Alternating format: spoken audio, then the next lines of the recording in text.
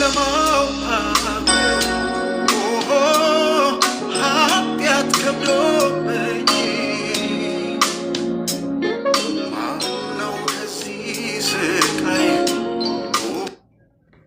ሰላም ለእናንተ ይሁን የተባረካችሁ ቅዱሳን፣ እንዴት ናችሁ? እኔ መጋቢ ሙሉጌታ አለሙ ከአዲስ አበባ ሰሚት ቦሌ ወንጌል ቤተክርስቲያን መጋቢ ነኝ።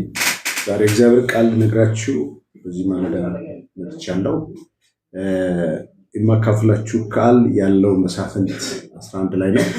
ለሌሎች ሼር አድርጉት፣ ሰዎች መልእክት እንዲሰሙ ሼር ኮፒ ሊንክ አድርጉትና መልእክቱን እንጀምራለን። ዛሬ ይዤላችሁ የመጣሁት መገፋት ለበረከት ነው በሚል አንዳንድ ጊዜ መገፋቶቻችን ለጥቅማችን እንደሆነ ብዙ ሰው እንደሚያስተውል አላውቅምና ዮፍታሔል ስለሚባል ሰው ነው ልነግራችሁ ዛሬ። እንግዲህ ዮፍታሔል በዕብራውያን ምዕራፍ 11 ላይ የእምነት ጀግና እንደሆነ መጽሐፍ ቅዱሳችን ያስተምረናልና የዚህ ሰው የነገሮቹ ጅማሬ የስኬቶቹ ጅማሬ በመገፋት የጀመረ ሰው ነው እና በዚህ ጉዳይ ላይ አብረን እናያለን። አጭር ጸሎት እንጸልያለን። እግዚአብሔር አምላካችን በጌታ በኢየሱስ ክርስቶስ ስም ይህን ቃል እንድንሰማ በዚህ ማለዳ ይህን ዕድል ስለሰጠን ስም ይባረክ። ቃልን ሰምተን እንድናስተውል እንድንጽናና እንድትረዳ እንጸልያለሁ። ተናጋሪ ባሪያን እንድትረዳኝ በኢየሱስ ስም አሜን። መጽሐፍ ቅዱሳችን ያለው የማካፍላችሁ ክፍል ያለው በመሳፍንት ምዕራፍ 11 ላይ ከቁጥር 1 ጀምሮ እንደዚህ ይላል። ገለዓድ ዮፍታሔል ጽኑ ኃያል ሰው የጋለሞታ ሴት ልጅ ነበር። ገለዓድም ዮፍታሔንን ወለደ። የገለዓድ ሚስት ወንዶች ልጆችን ወለደች። ልጆቿ ባደጉ ጊዜ ዮፍታሔልን የልዩ ሴት ልጅ ነህና በአባታችን ቤት አትወርስም ብለው አሳደዱት።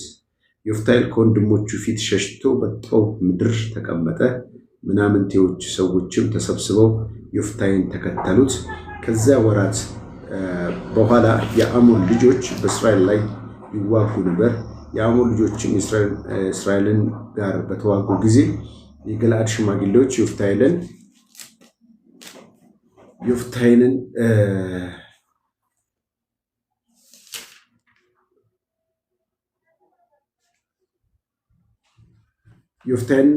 ወደ ምድራቸው ለማምጣት ሄዱ። ዮፍታሔና ከአሞን ልጆች ጋር እንድንዋጋ አለቃችን ሁንልን አሉት። ዮፍታሔን የገለዓድ ሽማግሌዎችን የጠላችሁኝ ከአባቴ ቤትም ያሳደዳችሁኝ እናንተ አይደላችሁምን? አለ። አሁንም በተጨነቃችሁ ጊዜ ለምን ወደ እኔ መጣችሁ? አላቸው። የገለዓድ ሽማግሌዎችም ዮፍታሔን ከእኛ ጋር እንድትወጣ ከአሞን ጋር እንድትዋጋለን፣ ስለዚህ አሁን ወደ አንተ ተመልሰን መጣን። በገለዓድ ሰዎች ሁሉ ላይ አለቃችን ትሆናለህ አሉት።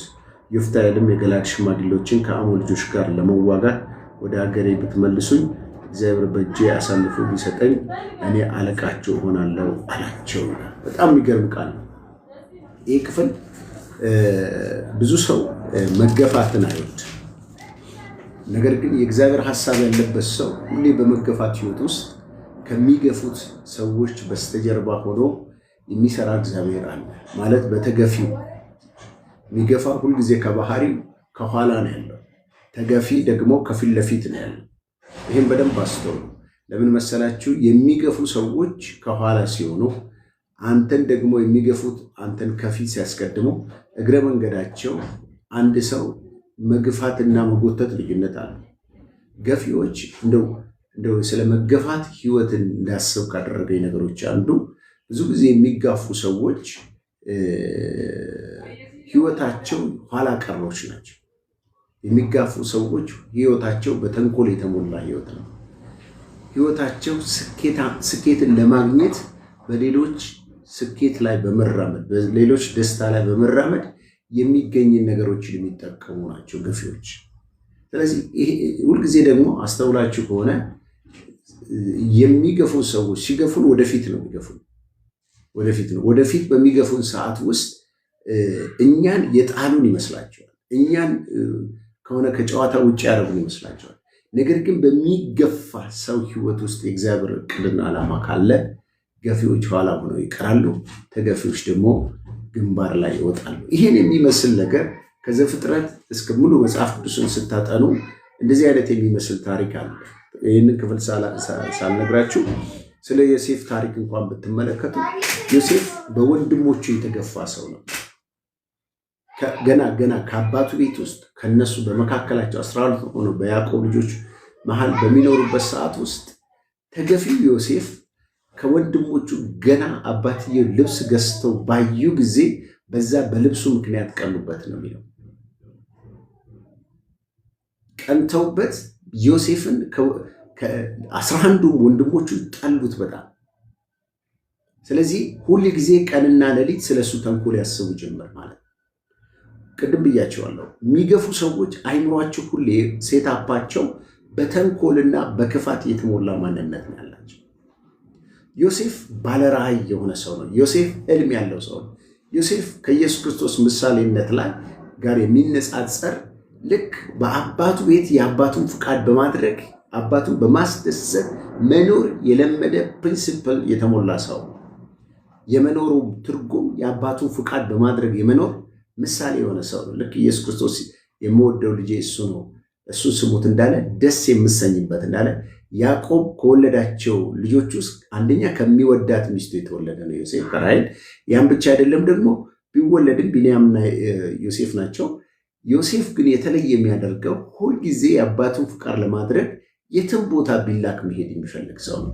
እነዛ ግን ሁልጊዜ ስለ እነሱ የሚሰማ ወሬ ልብ የሚያሳዝን የሚያቆስል ነበር። ስለዚህ እነኚህ ገፊ የሆኑ ወንድሞቹ ይሄ ሳይበቃቸው ተመልሰው እንደገና ደግሞ የአባቱ ሳይበቃቸው አባቱ በገዛው ህብረ ቀለም የተሞላ የሚያምር ልብስ በዛ በጣሉበት ሰዓት ውስጥ ሁለተኛ ዙር እንደገና ደግሞ እግዚአብሔር ህልም እናሳለፈ።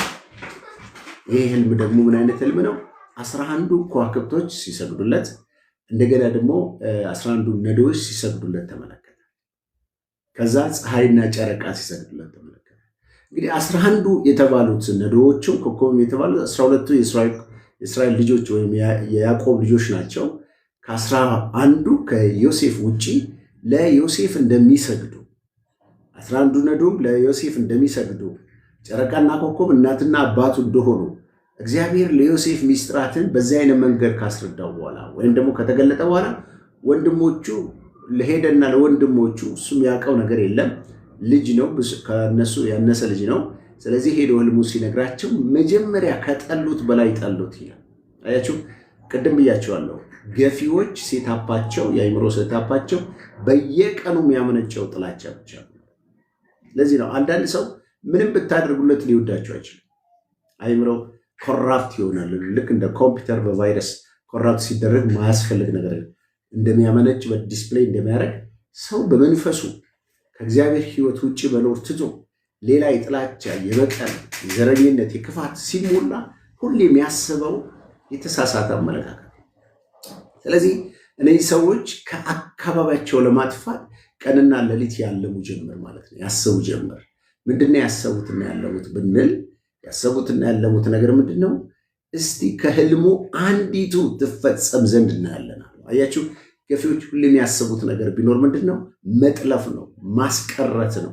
እሱ ውስጥ ያለውን ያየውን እግዚአብሔር የገለጠለትን ህልም በቃ ብሎክ ማድረግ። ብሎከሮች ናቸው። ሀሳቡ እንዳይፈጸም ግቡን እንዳይመታ የሚቻለንን ሁሉ ኃይላችንን ሁሉ ተጠቅመን እናቋርጠዋለን ብለው የሚያስቡ ናቸው ገፊዎች።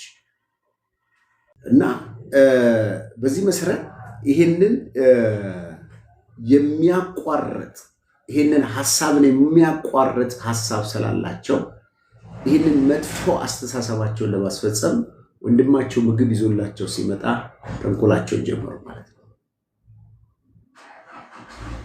ዛሬ እነግራቸዋለሁ፣ ገፊዎች ያደርሷቸዋል እንጂ መንገድ አያስቀሯቸውም።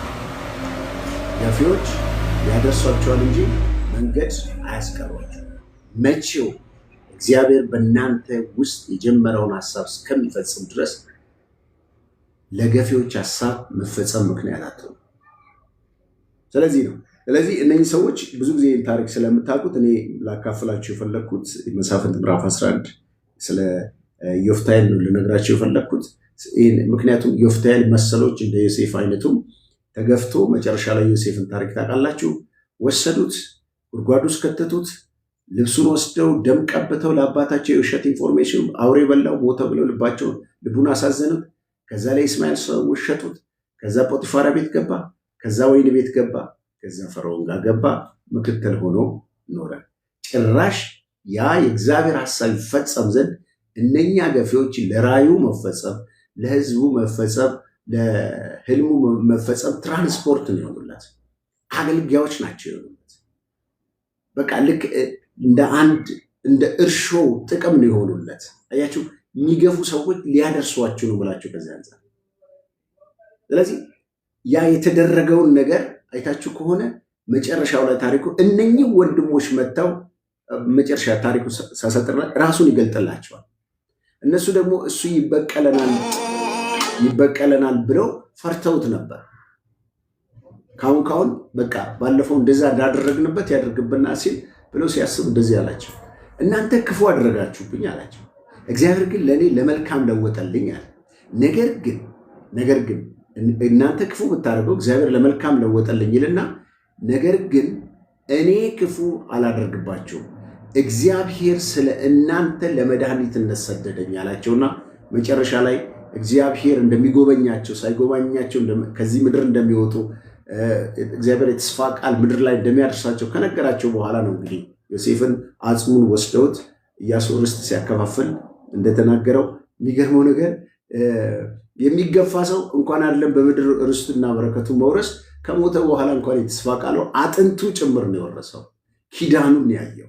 ስለዚህ እዚህ ጋር ምንም ዛሬ ልነግራቸው የፈለኩት ዮፍታሔ የሚባል ሰው የገዛ ቤተሰቦቹ ያገለሉት ነው። ከገዛ ወንድሞቹ ከአባቱ ርስት ላይ እንዳባረሩት እናያለን። ለምን? ገለዓድ የሚባል ዮፍታሔን ከወለደው በኋላ እናቱ ከሌላ ወገን ነው የወለደችው። ከሌላ ወገን ስለተወለደ ማለት ይሄ ገለዓድ የወለደው ከሌላ ሴት ነው የወለደው። ስለዚህ ወንድሞቹ ምን አሉት? አንተ ከኛ ወገን አይደለህም፣ ከአመንዝራ ነው የተወለድከው። ከኛ ጋር የአባታችንን ርስት፣ በአባት አንድ ናቸው፣ ርስት እንግዲህ በአባት ነው የሚተላለፈው በብሉይ ኪዳን። ስለዚህ መውረስ አትችልም ባሉበት ሰዓት ውስጥ ስለዚህ ሂድ ካጠገባችን ጥፋ አሉት ማለት ነው። እና ይህንም ባሉት ጊዜ ዮፍታሔ ከወንድሞቹ ፊት ሸሽቶ በጦብ ምድር ተቀመጠ ይባላል። እቺ ጦብ ምድር የተገፊዎች መንደር ትባላለች። በቃ ተገፊዎች ተገፍቶ ከማንም ጋር በጣም ደስ ከሚለይ የእግዚአብሔር ሐሳብ ኖሮባቸው የሚገፉ ሰዎች ለበቀል አይነሳሱ። ዮሴፍን ተመልከቱ፣ ኢየሱስን ተመልከቱ፣ ጳውሎስን ተመልከቱ። የሚገፉ ሰዎች ኢየሱስን እኮ ሰይጣን እሱን ከምድር ላይ አስወገድኩት፣ አዋረድኩት፣ ደም ግባት የሌለው የሕማም ሰው ደቃቃ ሰው ምናምን የለም ብሎ መስቀል ላይ ጠረኩት ሲል፣ ነገር ግን መስቀል ለሱ የጭንቅላቱ መቀጥቀጫ ሆኖበታል ሰይጣን። ዛሬም ነግራቸዋለሁ፣ በምትገፉበት ዓለም ውስጥ የገፏችሁ ሰዎች የእግዚአብሔር ሐሳብ እንዲፈጸም በእናንተ ሕይወት ውስጥ አስተዋጽኦ ያደርጋሉ እንጂ ሊያቋርጧችሁ አይችሉም። ስሙ የተባረከ ይሁን። ስለዚህ እነኚህም ሰዎች ጦብ በሚባል ምድር ላይ ይሄ ሰው ዮፍታሔ በተቀመጠ ጊዜ በኋላ እንደዚሁ አይነት ሰዎች ተጽዕኖ ያለባቸው ከማህበረሰቡ ከኑሮ ከተለያየ ነፃ መውጣት የሚፈልጉ ሰዎች ዮፍታሔ ወደ ተሰበሰበበት ይሄ እንደዚህ አይነት ልምምድ እንግዲህ ጥንት ጊዜም አለ። ዳዊት በወጣ ጊዜ ከሳውል በሸሸ ጊዜ እኮ ጥቂት ሰዎች የተገፉ ግብር የበዛባቸው የተጨቆኑ ዳዊትን ተከተሉት እንዳለ እዚህ ጋም ዮፍታሔን ተከትለውት ወደ ጦብ መጡ ማለት ነው። እዛ እሱ መንግስት ከዚህ ሲያገሉት በጦብ ምድር ላይ እግዚአብሔር ሰው ሰጠው። እነሱ ሲገፉት ጭራሽ ብቻውን አልቀረም፣ እግዚአብሔር አሳልፎ ሰጠው። ዛሬም ተገፍቻለሁ ለምትሉ ሰዎች ልባችሁ በሰው አይዘን፣ እግዚአብሔር ከእናንተ ጋር ነው። እግዚአብሔር የሚያቅፏችሁን ሰዎች ይሰጣቸዋል። የሚንከባከባችሁ ሰዎች፣ አለንልህ አለንልሽ አይዞሽ የሚሉ ሰዎችን እግዚአብሔር ይሰጣቸዋል። ስለዚህ ከዛ ወራት በኋላ እግዚአብሔር መቼስ ሁል ጊዜ ደጋግሜ የምናገረው ቃል እንዳትረሱ፣ የሚገፉ ሰዎች የእግዚአብሔር ጥቃት ሰለባዎች ነው የሚሆኑት። ለምን? የእግዚአብሔርን ሐሳብ ያላቸው ሰዎች፣ ባለራዮች፣ ህልመኞች፣ እግዚአብሔር ለዓላማው የቀደሳቸውን ሰዎች የሚገፉ ሰዎች ጦርነታቸው ከማን ጋር ነው? ከእግዚአብሔር ጋር ነው። እኔ የቀባኋቸውን ነቢያቶችን እንድትዳስሱ አልፈቅድላችሁም እንደሚል እግዚአብሔር ቅባት ያለበት የእግዚአብሔር ሐሳብ ያለበትን ሰው መግፋት ማለት እግዚአብሔር እንደመግፋት አይደለም። እንኳን አገልጋይ ማንንም ሰው እንድንገፋ አልተፈቀደም። ስለዚህ በዚህ ምክንያት እግዚአብሔር ለነሱ የቤት ስራ ፈጠረላቸው። ለገፊዎቹ የቤት ስራ ፈጠረላቸው። ምን አይነት ተበስራ? ከዛ ሞዓብ ተነሱባቸው። እነኛ ሁሉ ጀግና ነን የሚሉት ወንድሞቹ እኛ በአባታችን መንግስት እናስተዳድራለን ያሉ ወንድሞቹ ክፉ ቀን በመጣ ጊዜ ግን የገጠማቸው ችግር መፍታት የማይችሉ ሰነፎች ነበሩ። ህልም መቢሶች ነበሩ። ራዕይ አልባዎች ነበሩ። ማስተዳደር ማይችሉ የገጠማቸውን ጦርነት ማሸነፍ ማይችሉ ሰነፎች ነበሩ። ነገር ግን ጀግናውን ነበር የገፉት። ልክ ዮሴፍ እንዳለው መድኃኒታቸውን ነበር የገፉት፣ ፈውሳቸውን ነበር የገፉት። ይሄ ደግሞ ጀግናቸውን የገፉት።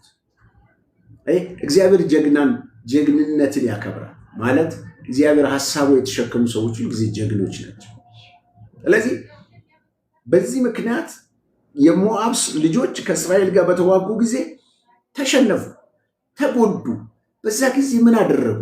አሰቡት፣ አለሙት፣ አቀዱት፣ ሞከሩት። ጦርነቱ እየበረታባቸው ይሄን ነገር ማሸነፍ የሚችለው ዕብራውያን ምዕራፍ 11:32 ላይ ሄዳችሁ አንብቡት። ስለ በእምነታቸው መንግስታትን ድል ነሱ ይልና ስለ ዮፍታሔል ነው፣ ስለ ባርቅ ነው፣ ስለ ማን ልናገር ጊዜ አይበቃኝም ይላል። የዕብራውያን ጸሐፊ እንኳን ሲጽፍ ስለነ ዮፍታሔል ማውራት ሲጀምር ኧረ በጣም ብዙ ድል አለ እያለ ይናገራል። የድል ጀግና ነው እሱ።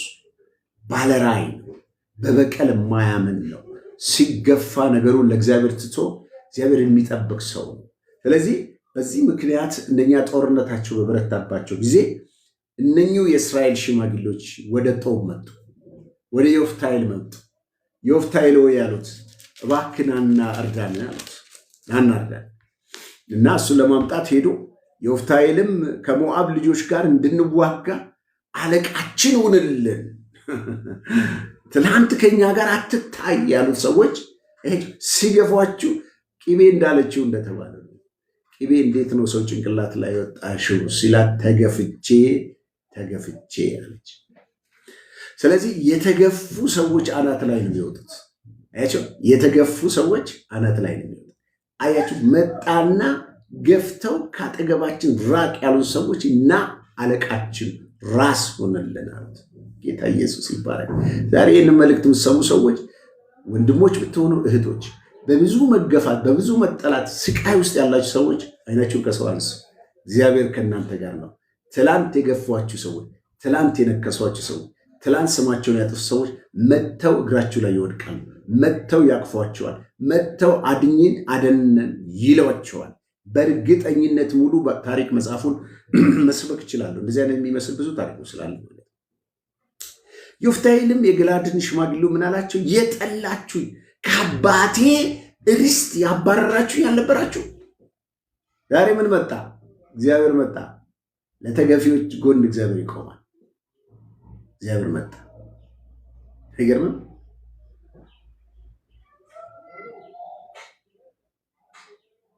ስለዚህ አባረራችሁኝ ያልነበረ አሁን ምን መጣላችሁ? የገለዓድ ሽማግሌዎችም ዮፍታሔል ከኛ ጋር እንድትወጣ ከአሞን እጅ ጋር እንድትዋጋልን ስለዛ ነው የመጣ ነው። ሞክረነዋል። እኔ ላብራራው። ሞክረነዋል። ከገፋን በኋላ ስኬትን በእኛ ምናመጣ በእኛ በገፊዎች ማህበር ምናመጣ መስሎን ነበረ። አልተሳካልንም። እኛ እግዚአብሔር የለንም፣ አንተ እግዚአብሔር አለ፣ ኪዳን አለ። ስለዚህ አንተን ማሸነፍ ትችለው እንደማለት ነው። በኋላ ዮፍታሔልም ቃል አስገባቸው። በኋላ የገለዓድ ሽማግሌዎችም ከእኛ ጋር እንድትዋጋ ነው ካሉት በኋላ አሁንም ወደ አንተ ተመልሰን መጣን፣ በገለዓዳውያን ሰዎች ሁሉ ላይ አለቃችን ትሆናለህ አሉት። አለቃችን፣ ንጉሳችን፣ ገዣችን። ሃሌሉያ ኢየሱስ። እና እሱም ምን አለ? እንግዳው አሁን ኮራ ማለት ጀመረ። ያቺው እግዚአብሔር ያለው ሰው አይፈራም። ጌታ ይባረክ። ኮራ ማለት ጀመረ። እንደዚህ ማለት ጀመረ። የገለዓድ ሽማግሌዎች ዮፍታሔልን እግዚአብሔር በመካከላችን ምስክር ይሆን፣ በእርግጥ እንደ ቃል ምንድነው ከፍ ብዬ ላንበርና ምን አለ እሱ ከአሞን ልጆች ጋር ለመዋጋት ወደ አገሬ ብትመልሱኝ እግዚአብሔር በእጄ አሳልፎ ቢሰጠኝ እኔን አለቃችሁ እሆናለሁ አላቸው። የገለዓድ ሰዎች ሽማግሌዎችም ዮፍታሔን እግዚአብሔር በመካከላችን ምስክር ይሁን፣ በእርግጥም እንዳለቃ እናደርግሃለን አሉት።